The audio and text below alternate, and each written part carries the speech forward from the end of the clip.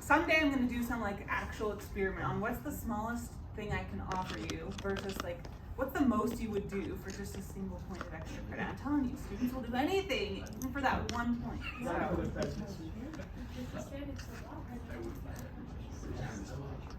All right, so we have 4 slides left talking about somatosensation. So these last 4 slides from chapter 12 are the last 4 slides that will be covered on your exam on Friday. Okay, there's not really much more to talk about. It's highly related to how we experience touch and how we experience, vibrations and textures and things like that. But it's a little bit different with pain, and it's a little bit different with thermosensation, so sensing hot and cold. All right, so pain really is like the feeling that we get when we're sore, we're burned, we're whatever it is. It's painful stimulus. The actual process of sensing this is called nociception. So it's kind of a fun word, nociception. And the neurons that give you this sense of pain are called nociceptors.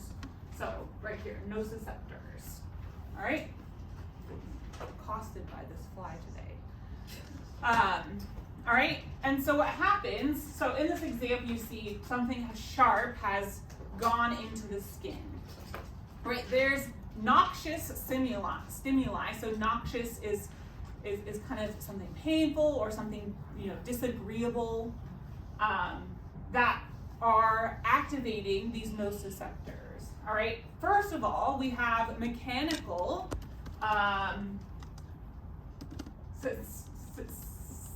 stimuli, sensations. All right. Simply from, or if this is a needle or a razor, whatever it is stretching your skin, and it's kind of very locally putting a lot of mechanical pressure and damage on that area of the skin.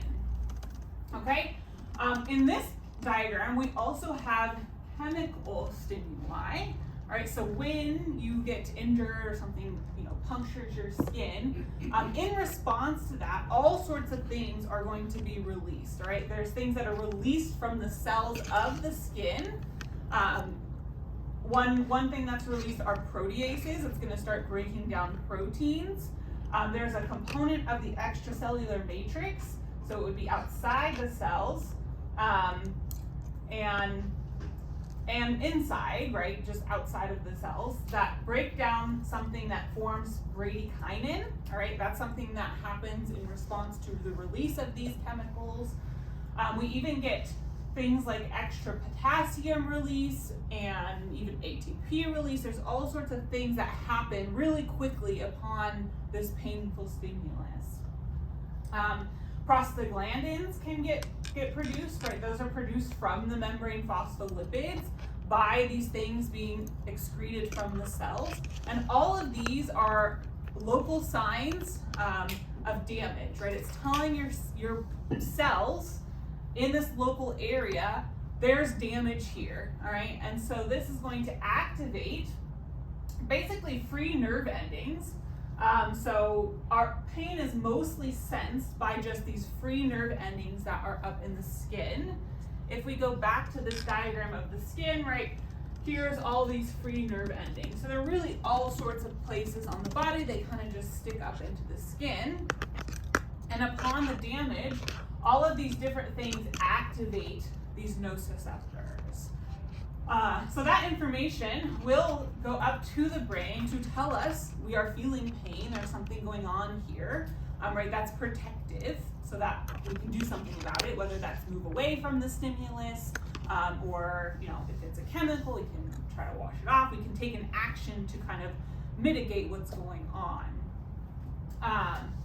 In addition, what we get with something like this, get a lot of inflammation. So it's actually the nociceptors themselves, these neurons, that have these branches, and that when they're activated by the painful stimuli, they send information down these axon branches, and that's going to release something called substance P, and this is going to recruit immune cells. So up here we have recruitment of immune cells. That's to bring in, maybe there's a bacterial infection or the possibility of broken skin, bacteria gets in. So they want immune cells to come and start taking care of that. Substance P will also cause blood vessel dilation. So we get extra blood flowing through there that brings more of these immune cells to the site of injury, all in preparation to kind of repair the tissue, to get rid of any bacteria or anything there that shouldn't be there, and to kind of resolve what's going on. So there's with pain, there's a whole host of things that can happen. So we talked about mechanical and chemical stimuli. Thermal stimuli can also trigger these free nerve endings. So when something's really hot or something's really cold, that is going to trigger this as well, telling us we're in pain. And then the inflammation kind of just reinforces all of these pathways, essentially. Interestingly, itch is really related to pain. So it's not fully worked out exactly what the different signaling molecules and receptors are that are unique to itch. But it's kind of thought like, if you had, something really hot touch you, or maybe not quite really hot, but it was hot enough to be like kind of disagreeable, it almost comes across as an itch instead. It's like, oh, I gotta rub that. And so there's a lot of crosstalk between pain and itch, and I think current research is kind of trying to tease out what actually are differences between those two, because they're highly related. All right, another interesting part of pain is that, remember all of these sensations kind of travel the same route, and they end up going through dorsal root ganglion near the spinal cord. So we have cutaneous sensations from our skin and our kind of peripheral limbs that's going through this area. And we have other organs, internal organs, that also have sensations being sent up through the same dorsal root ganglion. So in part, this is contributes to something we call referred pain, right? If you ever, if you Google, if you're like a total hypochondriac, my chest hurts, and you go on WebMD, one of the first things it says is like, if you have chest pain accompanied with shoulder and arm pain on the left side, that's a sign that maybe you need to go immediately get checked out. And that pain, although it's not, that some sort of damage at the heart is what the problem is, but that pain is called referred pain. There's nothing actually coming from your arm, but you're getting, the sense that you have pain in that area. And part of that is because these pathways follow these kind of terminal parts of the pathways kind of converge onto the same areas that lead up to the same areas of the brain. And so there's still more to figure out exactly how this works, but there's kind of a mixing of information that occurs when we kind of distill down all the sensations into just nerves that go into and out of the spinal cord. And so you might have some crosstalk going on between these neurons, or even up in the brain, if you're kind of stimulating this area that's highly associated with this other area, then you can get pain in an area where you're not actually receiving that painful stimuli. Even like things like appendicitis, usually it's like near your belly button, kind of on the, I think it's I don't remember which side it is, the right side, that it's a sign, hey, maybe you have appendicitis, even though your appendix, it's kind of over in that area, but it's not, it's just a tiny little organ, and it causes kind of pain on the stomach. I was wondering, where is the sympathetic ganglion of the ANS, or do we have like multiple? Where are they located? Yeah, so these are, we haven't talked about this. So we're actually going to move into today as talking about the somatic motor system, or the somatic nervous system, controlling skeletal muscle. But we also have, muscles that are associated with our intestines, our internal organs, that are controlled by our autonomic nervous system. And so with our autonomic nervous system, there's actually kind of a whole chain of ganglia near the spinal cord, and that's where those cell bodies hang out, basically, or the axon travels through those areas. What's up? So would you say that it's like a secondary effect of the primary source Yeah, it's not even really a secondary effect. You could think of it that way, but there's no, like in the case of, having a heart attack, if you have pain on your arm, that's happening because you're having a heart attack, right? There's no actual pain there. It's your brain taking all of this information in, and because of the way the pathways kind of converge, it's almost like your brain getting confused in that, oh, you have pain here, when the actual source of issue is from the heart. Yeah? Does that have anything to do with the fact that like we can give ourselves pain like during like when you get like a limb amputated, they make you like bite really hard on like a stick, and like sometimes they that kind of thing. Is that related? So I think what you're thinking, there's certainly the idea of if you're like if you have pain in one area, right, sometimes you can kind of distract yourself from it, right? I think is what you're thinking. So like even things like if you've ever used the TENS unit, which is like it's transcutaneous electrical nerve stimulation. It basically just sends these little impulses to your skin, and it kind of like it almost like forces your brain to focus on that stimuli instead of the painful stimuli. But I think that's a little bit different than referred pain. Okay. Yeah. So, Yeah, I was wondering if we also have parasympathetic ganglia. we do. Okay. Yes. Does it run similarly? No. Oh. They're actually close to the organ that they service. But this is somewhat related. Who's heard of phantom limb pain, right? When you lose a limb, people will still report, I feel that limb. I feel pain in that limb. I feel sensations in that limb. That's kind of related to this as well.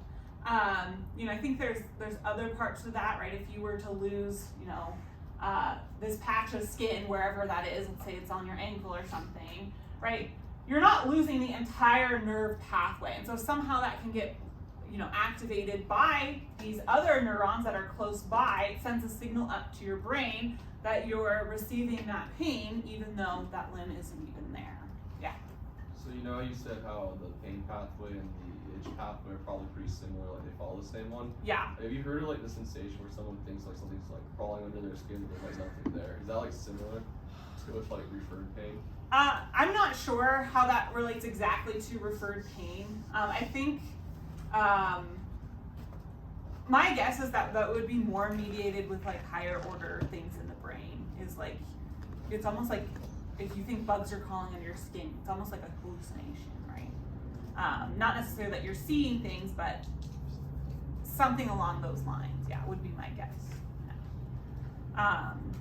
The other thing we talked about last week was the idea of plasticity, right? So if you lose one of your fingers, that space that was dedicated to servicing that finger in your brain kind of gets turned into other stuff. The nearby areas kind of say, oh, I can, these pathways aren't being used. I'm going to kind of use more of that space to service the pathways that are being used. And so I think that's another thing that can contribute to referred pain and phantom limb syndrome, is that, right, if you lose a limb, those areas of the brain that once serviced, let's say it's your leg, are still there. They kind of start to get remodeled, but as those areas are being activated, your brain was like, well, this area being activated was once my leg feeling sensations. And so there's kind of crosstalk between there with that sort of plasticity as well. All right, the information from pain goes up to the brain through the spinothalamic pain pathway. Basically, it comes in through the dorsal root ganglion, synapses in the spinal cord, and then traverses all the way to the thalamus before it synapses on the next neuron. So it goes through the medulla, but it doesn't synapse there. It synapses onto the thalamus, up to the primary somatosensory cortex, where we've felt all these other sensations. Yes? Is it crossing? Yes. In the spinal cord, it is decussating. All right, one more slide is just temperature related. This is similar to pain, but instead on those free nerve endings, there's certain membrane receptors that are sensitive to different temperatures. And so we've kind of mentioned these a little bit briefly before, but the TRP family of receptors, and there's a whole host of them, and they're kind of, in terms of thermosensation, they each kind of sense a different temperature range. You know, so we have something like TRP1A here that's kind of in these really cold temperatures. I think, here's TRPM8. This is the receptor that gets activated by menthol. So in minty things, you know, if you've ever had like a really, you used to chew on these mints that were like really, really strong, and then you like take a sip of even like lukewarm water and it just like feels like it's so cold in your mouth, because the menthol is activating these receptors that generally sense cold. Then we have some for warmer temperatures. I think it's TRP1 that senses capsaicin. So when you're eating something spicy, the reason why it feels hot is because the component of the chili pepper that makes it, that you know, binds to this receptor actually tells you you're experiencing heat, instead of, you know, just, okay, there's this chemical in here. Obviously, if it's really, really activated, that kind of turns into a pain sensation. So when you take menthol for like a sore throat, is it actually doing anything for the actual cause of the sore throat, or is it just affecting the nerve receptors?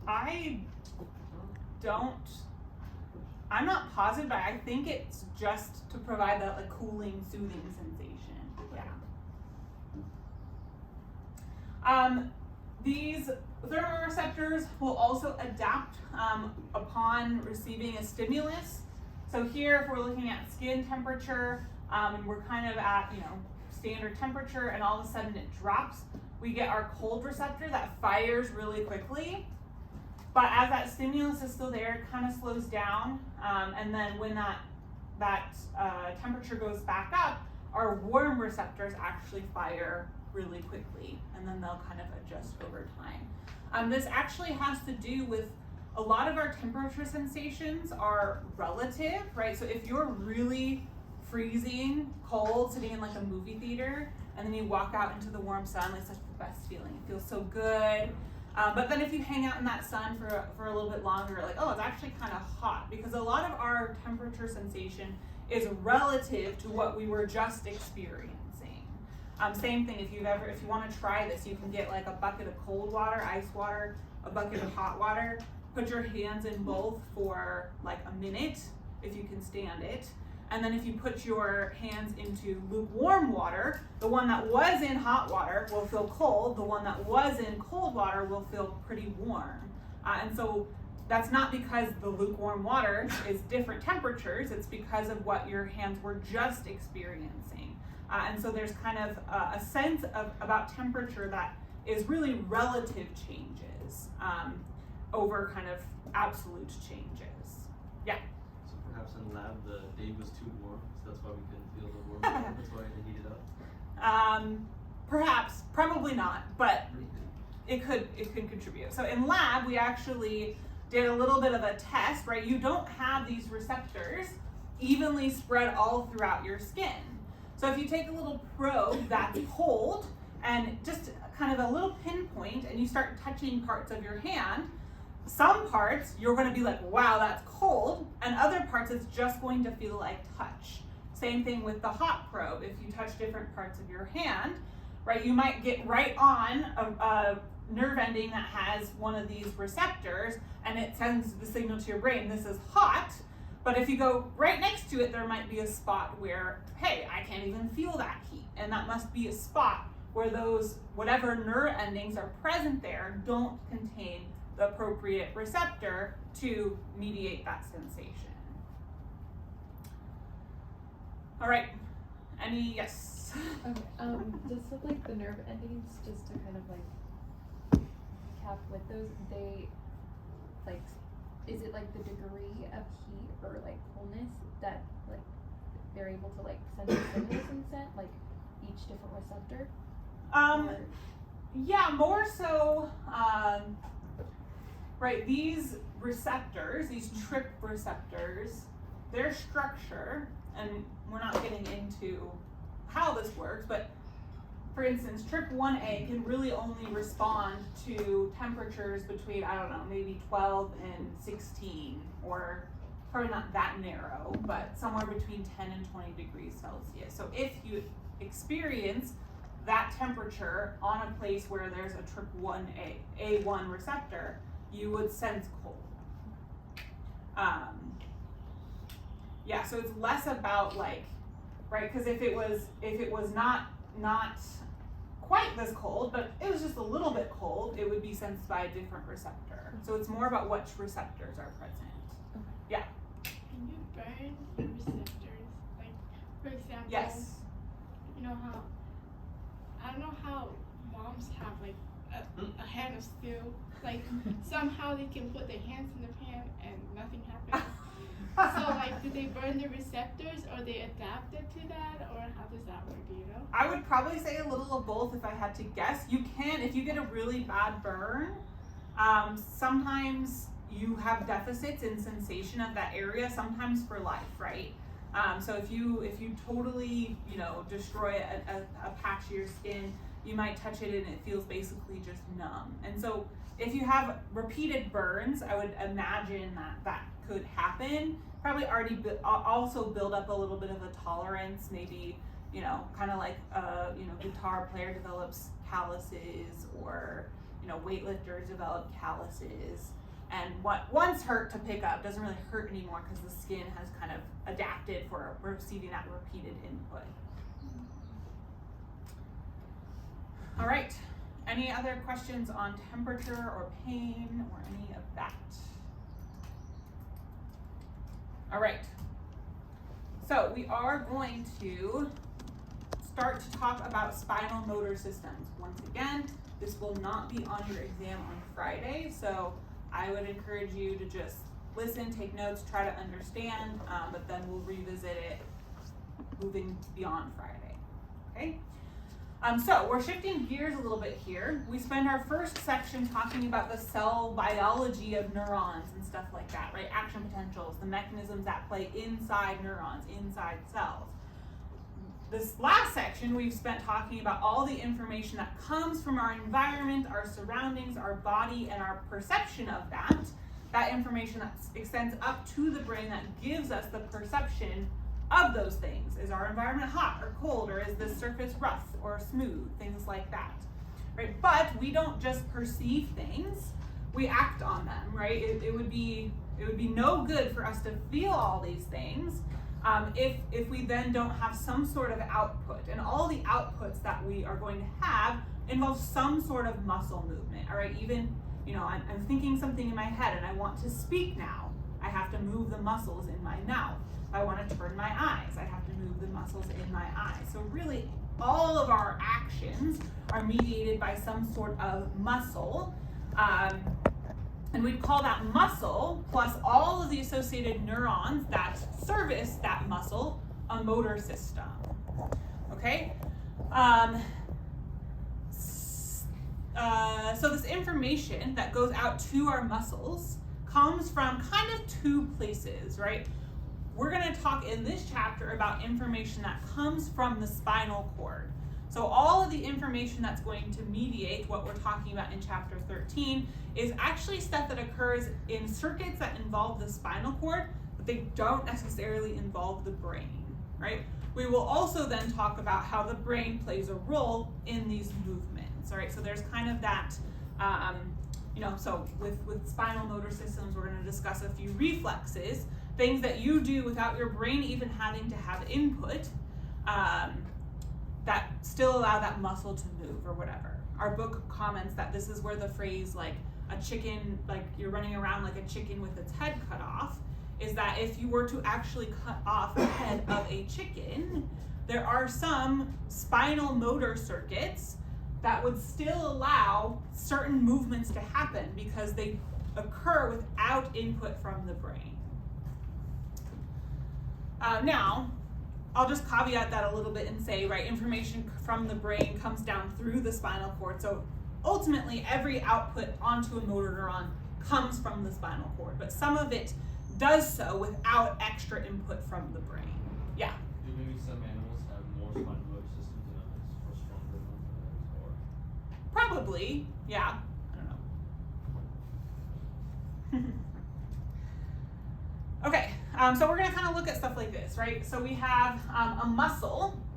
We have neurons that service that muscle. So here's a neuron here. It's going to go into the spinal cord, the gray matter of the spinal cord, and it's going to synapse either directly onto a motor neuron in the ventral horn of the spinal cord, causing contraction, or there could be these little interneurons. So we have a little black neuron here that's representing an interneuron. Sometimes there's kind of an extra little part of that, and this gives us extra places where we can regulate things. Okay, the goal is generation of coordinated movements. Okay, first we have to discuss really briefly that there are different types of muscle. Okay, so we have two main categories. We have smooth muscle and we have striated muscle. Your smooth muscle is going to be the muscles of your digestive tract, the ones that control artery constriction and dilation, and lots of other kind of more internal processes. These are all the things that happen without us really right? It's not necessarily voluntary that our digestion is occurring and those muscles are moving. And then we have striated muscle, of which there are two types. There's cardiac muscle, which is a unique type of striated muscle that is just in the heart. And then there's skeletal muscle. This is the bulk of the body mass of our skeletal muscle. This is what allows our limbs to move, our fingers to move, our eyes to move, our head to move, etc. And so that's really what we're going to focus on today, because our skeletal muscles control our body movements. Yeah? So, if I was to connect like this with the nervous system, would the smooth be kind of more connected to like the parasympathetic, or which one is it? So more so the autonomic nervous system. It's going to be controlled by our sympathetic and our parasympathetic. Okay. So yeah, if you take any sort of anatomy, physiology, you probably discuss this, but we have our fight or flight, our stress, our rest and digest responses. Those are all things that are kind of going on without our voluntary input.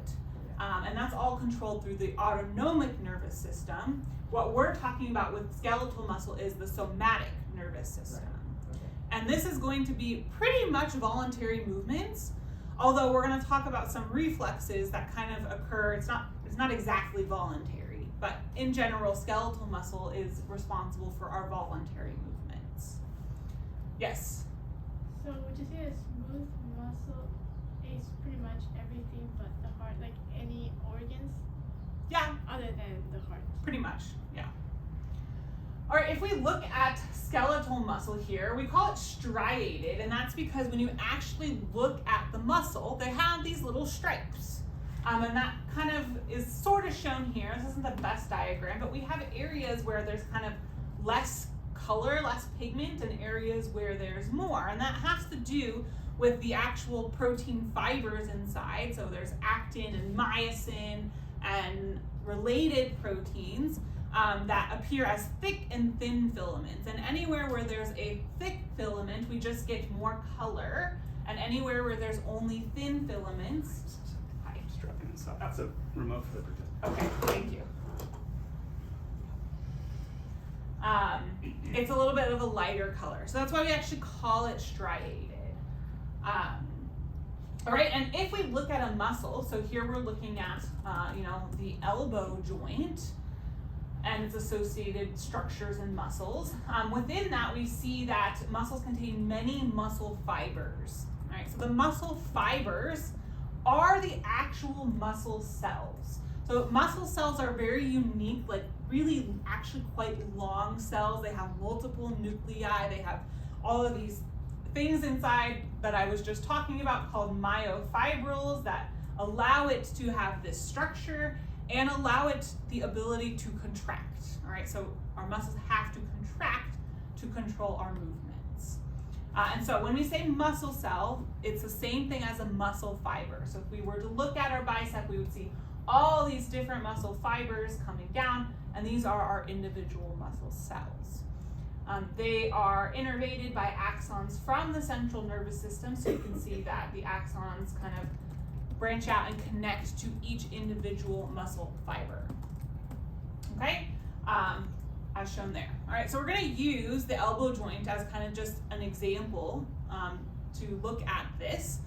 But what we know with the elbow joint is really we're trying to connect the bones of your upper arm to the ones of your lower arm. And so we have our humerus over to our ulna and our radius down on the lower end, and we have all these kind of muscles associated with it. All right, some of these muscles are going to be responsible for what we call flexion. So basically the movement of this joint that's kind of going to decrease the angle at the elbow joint. All right, that's going to be things like our biceps, our brachialis. I think there's another one in there, but the main one we think of is our bicep.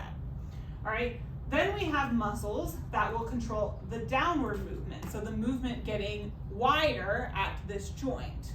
And so these are going to be extensor muscles, and we'll look at those two terms on the next slide, but largely that's controlled by your tricep.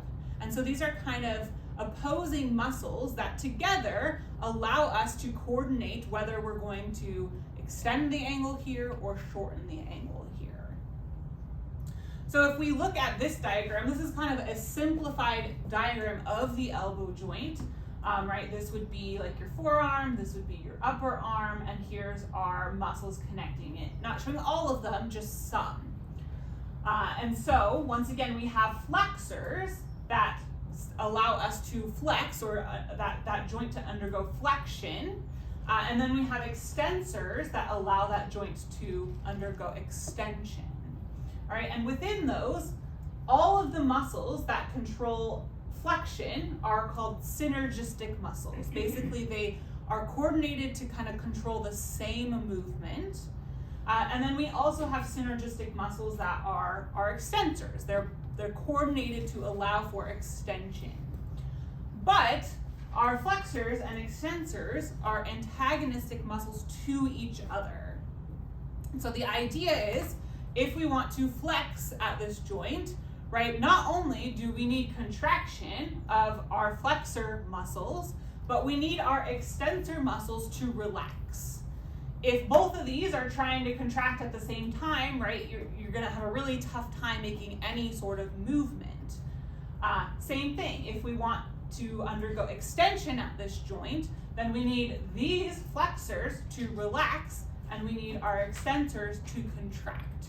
And so, although this is one of the more simple joints in the body, right? It's kind of shows us how we really need coordinated control of these muscles. So we need that information to not only tell our flexors to flex or to contract, and our extensors to relax at the same time.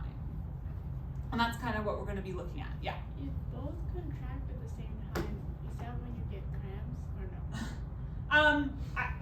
I wouldn't necessarily say that. Yeah, cramps are more like just muscle fatigue, right? They're kind of tightened up and won't relax. Right? It's hard to imagine what would I would think just nothing would happen here. Right? If you're really able to contract your bicep and your tricep at the same time, you're kind of just paralyzed at that joint. Okay, so what we're really interested in is the neurons that service these muscles. And so we said we have neurons that come from the ventral horn of the spinal cord, right? In blue here we have the ventral horn, in red we have the dorsal horn. And so the cell bodies of the motor neurons exist in the ventral horn. They extend their axons out through the ventral root, where they eventually come and connect to the muscle fiber. All right? We call these really lower motor neurons. If you ever hear the term motor neuron in general, it's probably talking about these, but sometimes we distinguish them as lower to make the difference between ones that are activating here, and ones that might be kind of synapsing onto this from higher parts of the brain. So we could have higher motor neurons coming down from the brain that synapse and connect with lower motor neurons to actually control the movement, but ultimately the ones that are controlling contraction are these lower motor neurons that directly contact the muscle fiber. All right, another thing is that our skeletal muscles are not totally evenly distributed throughout the body. We kind of have three categories of muscles. We have axial muscles that control our trunk, so things like your abs would all be considered axial muscles. Then we have proximal muscles, and these are controlling our major joints of the body. So our shoulder, our elbow, our pelvis, and our knee joints are controlled by proximal muscles. And then out on the ends of our limbs, we have our hands and our feet and our fingers, and we have muscles that need to move those. And so those are our distal muscles. But our limbs and especially our arms, our legs kind of come out from specific parts of the body. And so we get this kind of uneven distribution of these motor neurons extending out, right? All of the motor neurons that service the muscles of the hand or the arm, that would be both proximal muscles and distal muscles, kind of end up coming into the spinal cord at the same location. And so we get a little bit of an enlargement of the spinal cord there. So this is the cervical enlargement, because all of those neurons are coming into that same spot of the spinal cord. Same thing for this lumbar enlargement. This is where all those neurons are coming that service the proximal and distal muscles of your legs and feet, come into the spinal cord kind of at the same location. And we can see that reflected in the actual cross sections of the spinal cord. Right up in these two enlargements, we actually have quite a enlarged ventral horn, because there's more motor neuron bodies that exist in that area, extending out to all those muscles that they service. In the middle, where we have, we still have, axial muscles, throughout. We'll have muscle input coming in from all parts of the spinal cord, but in some places, if they're just servicing axial muscles, we have, a smaller ventral horn to reflect that. Okay, and not only are these organized in that manner, but they're also organized in another very predictable manner, and that's within each section of the spinal cord. If we are to look at a cross section, specifically the ventral horn, we see that the organization is very predictable. And by that we mean that the axial muscles, the muscles that control your trunk and are kind of close to the center of your body, are medial inside the ventral horn of the spinal cord. The things that control your fingertips, those motor neurons actually exist on the most lateral part of the spinal cord, in that cross section. We have the same thing for flexors and extensors, is that the ones that control flexion are usually dorsal, the ones that control extension are usually ventral within that ventral horn of the spinal cord. And so it's kind of cool to see this sort of map that's made in the spinal cord, controlling all of these muscles of the body. All right, so I've generally been talking about motor neurons in just a general sense, motor neurons, but we actually kind of have two main types of motor neurons, and that's going to be alpha motor neurons, which are the ones that we've been talking about, what you would expect to control contraction, things like that. We also have something called gamma motor neurons, and we're not going to get to that probably today, but those are other inputs that control things like monitoring tension and tone in your muscles. All right, so what we can see, we're going to just generally start with talking about the alpha motor neurons, and we have a couple terms to introduce. The first is a motor unit. This refers to a muscle, a neuron, a motor neuron, and all the individual muscle fibers or muscle cells that it innervates. So here we have a single alpha motor neuron, and it comes down and it branches onto a handful of muscle fibers. So So that's one motor unit. If this neuron is to be excited and send that information out, all of these muscle fibers will experience that action potential, that stimulus. And so they will kind of act together as a unit. You're not going to have, this muscle fiber contracting, but this one not. They're going to act as a unit. Within each muscle, however, we have motor neuron pools, right? There's not just one motor neuron that services the whole muscle. We're going to have a handful of motor neurons that are all servicing different motor units within the same muscle. Okay? All right, so let's review just a little bit what happens here. We kind of talked about the neuromuscular junction when we discussed our acetylcholine neurotransmitter. All right? So if we have an action potential that is generated in this neuron, comes down, what happens when it reaches the axon terminal, right? It's going to open voltage-gated calcium channels. Those calcium, that will allow calcium into the axon terminal. And remember, that's how neurotransmitter vesicles are released. It triggers them to fuse with the axon terminal, release their neurotransmitter into the synaptic cleft, in this case, the neuromuscular junction. And then the neurotransmitter, in this case, with skeletal muscle and our motor neurons, is acetylcholine. Okay? So the acetylcholine is going to travel from the neuron to the muscle fiber. And we're not going to get into this in depth. If you want to know this a little bit more, you should either take a physiology class or you should read the section in our book that discusses it. But muscle cells have a very unique structure. They have, among other things, something called a sarcoplasmic reticulum. Those are stores of calcium. And they also have these things called T-tubules that actually allow the membrane to extend kind of deeper into the muscle cell. And so what happens is the acetylcholine binds a receptor on our muscle cell. That receptor is going to allow cations in and out. The net movement will be sodium into the muscle cell. Muscle cells are excitable. So this movement of the sodium into the muscle cell actually causes an action potential in the muscle cell.